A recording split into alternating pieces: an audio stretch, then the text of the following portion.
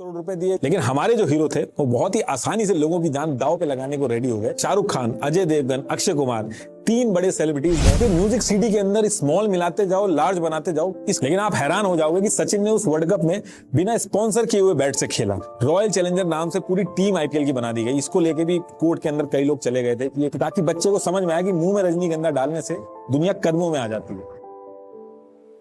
हम सबको ऑलरेडी पता है कि एक इंसान के लिए टोबैको कितनी खराब चीज है। हर साल 1.35 मिलियन लोग सिर्फ इस टोबैको को यूज करने की वजह से अपनी जान गंवा देते हैं। तो रुको जरा, सब्र करो। बोला धक्का बुक्की नहीं करने का, आराम से लेने का। कि हर दिन 3699 और हर घंटे 154। अब ये जो वीडियो आप देख रहे हो, ये वीडियो खत्म होते होते 60 लोग इंडिया के अंदर टोबैको यूज करने की वजह से अपनी जान गंवा चुके होंगे। देखिए, टोबैको का ये नुकसान है वो हर किसी को पता है, लेकिन उसके बाद भी 30% पॉपुलेशन यानी कि 194 मिलियन लोग टोबैको कंज्यूम कर रहे हैं। इनफैक्ट स्मोकलेस टोबैको जो है वो इंडिया के अंदर बैंड है, लेकिन उसके बाद भी 21.4% अडल्ट जो है वो स्मोकलेस टोबैको यूज कर रहे हैं और 2 लाख से ज्यादा लोगों की तो जान चली गई इसी की वजह से। अब इसमें आप ये कहोगे कि एक चीज जो बैंड है वो लोगों तक पहुंच कैसे जा रही है, और इस लेवल तक पहुंच जा रही है कि लाखों में लोगों की जान चली जा रही है। और ऐसा भी नहीं है कि ब्लैक मार्केटिंग की वजह से पहुंच रहा है। छोटी छोटी ट्रिक्स खेल के एक प्लान तरीके से ऊपर से लेके नीचे तक लोगों की जान दांव पे लगा के पूरा खेल हो रहा है, जिसमें आपके फेवरेट एक्टर से लेके पॉलिटिशियंस तक सब इन्वॉल्व है। अब देखिए, जो टोबैको, सिगरेट वगैरह, ये ऐसा नहीं कि कोई पेट से सीख के आता है, यहीं आसपास से लोग सीखते हैं। अगर कोई बच्चा है उसको पता ही ना लगे उसके फेवरेट एक्टर या स्पोर्ट्स पर्सन से कि ये सारी चीजें भी एग्जिस्ट करती हैं, तो उसको लत नहीं लगेगी। अब आपको कि जो एडवर्टाइजमेंट वगैरह की आप बात कर रहे हो, ये तो ऑलरेडी टीवी पे बैंड है, तो आप कहना क्या चाहते हैं? तो देखिए, अभी सारी चीज मैं आपको समझा। बहुत बार कामयाबी की। नॉर्मली मैं दिन में खाता नहीं, गुटखा खा लेता हूँ तो भूख नहीं लगती। बड़ा हरामी हो बेटा। राजश्री इलायची टशन का जश्न। कमला पसंद बनू। पान मसाला।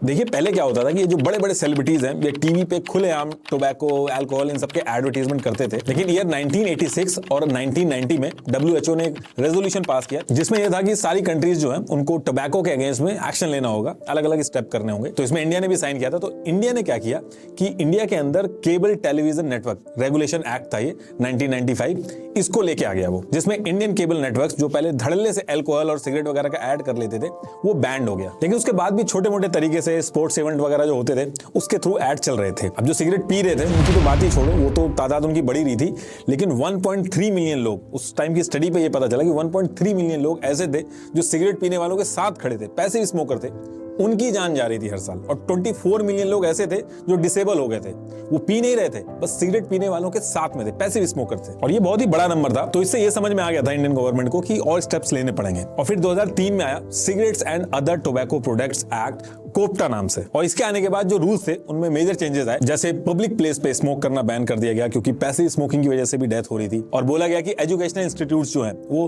100 यार्ड के एरिया के पास नहीं बेच सकते कोई भी टोबैको का प्रोडक्ट। 18 साल से कम की एज के जो लोग थे उनको अलाउ नहीं किया गया ये सारा कुछ यूज करने के लिए। इस एक्ट के आने के बाद सबसे बड़ा झटका ये लगा कि ये जो छोटे मोटे ऐड चल रहे थे अलग अलग तरीके से, उसको पूरी तरीके से बैन कर दिया गया। बेसिकली इस एक्ट के आने के बाद एडवर्टीजमेंट के लिए कंपनी के पास 2 ही ऑप्शन बचे थे।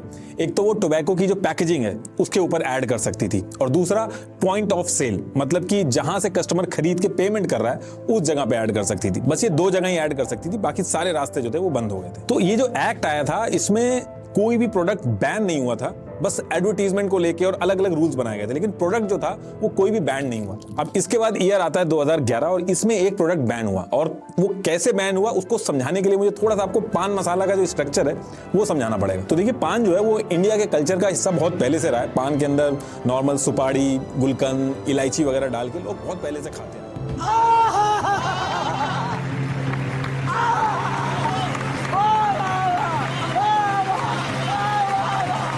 अब इसके बाद जब टेक्नोलॉजी आई तो इस पान को क्या किया, डिहाइड्रेट करके यानी कि सुखा लिया गया और एक पैकेट में बंद करके बेचा जाने लगा, जिसको बोला गया पान मसाला। और फिर जब पान मसाला अच्छी तरीके से बिकने लगा तो इसकी आदत लगाने के लिए इसके अंदर प्रोसेस्ड टोबैको यूज किया गया और उस चीज को बोला गया गुटखा।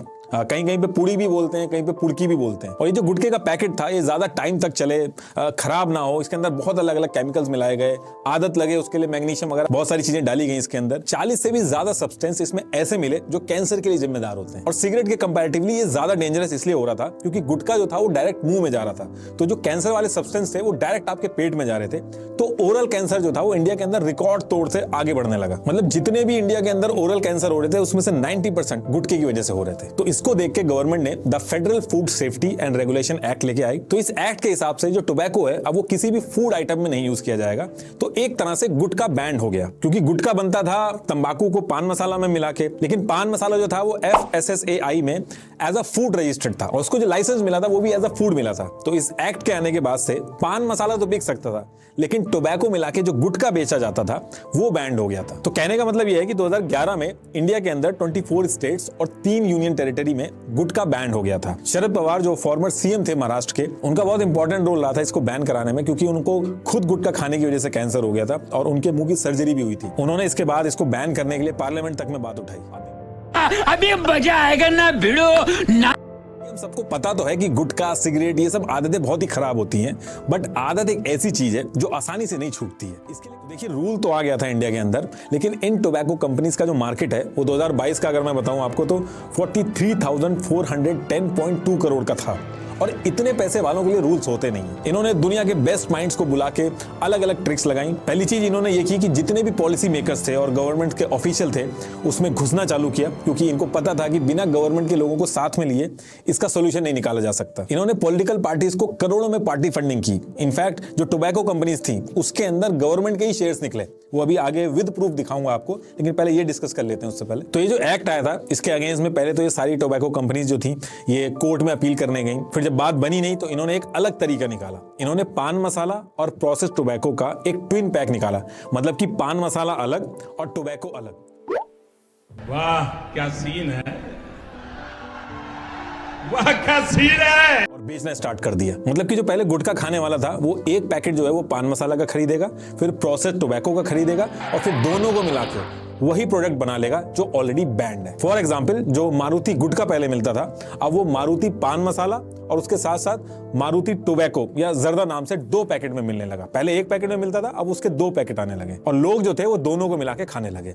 और ऐसे करके हर कंपनी ने अपने ब्रांड को स्प्लिट किया। जैसे आपको शिखर गुटखा मिलेगा, शिखर पान मसाला मिलेगा, शिखर फिल्टर खैनी भी मिलेगी, शिखर नॉर्मल टोबैको भी मिलेगा। इस तरीके से जो ब्रांड था उसने अपने प्रोडक्ट को स्प्लिट कर दिया। तो जो प्रोडक्ट बैंड हो चुका था, यानी कि गुटखा जो बैंड हो रखा था, उसको बेचने का तो तरीका इन्होंने निकाल लिया था, लेकिन एडवर्टीजमेंट का तरीका इनको और निकालना था, क्योंकि जब तक एडवर्टीजमेंट नहीं होगा प्रोडक्ट लोगों तक पहुंचेगा ही नहीं तो बिकेगा कैसे। तो इसके सॉल्यूशन में ये लोग लेके आए सरोगेट एडवर्टीजमेंट का कॉन्सेप्ट। तो इसमें इन्होंने क्या किया कि गुटखा, सिगरेट, अल्कोहल वगैरह जो थे ये तो बैंड थे, तो इन्होंने सेम गुटके जैसी पैकेजिंग, कलर, स्टाइल रेडी किया, बस गुटके की जगह सुपारी लिख दिया या फिर इलायची लिखना स्टार्ट कर दिया। ऐसे करके अलग अलग चीजें स्टार्ट कर दी लिखनी और उसको एडवर्टाइज करना शुरू किया। ऐसे ही अल्कोहल कंपनीज जो थी उन्होंने भी देखा देखी में सेम नाम से सोडा वगैरह निकालना स्टार्ट किया और एडवर्टीजमेंट स्टार्ट कर दिया। कुछ नहीं तो म्यूजिक सीडी निकालना भी शुरू कर दिया। आपने वो एड देखा होगा, बहुत ही फेमस एड है, man will be man, imperial blue music CD.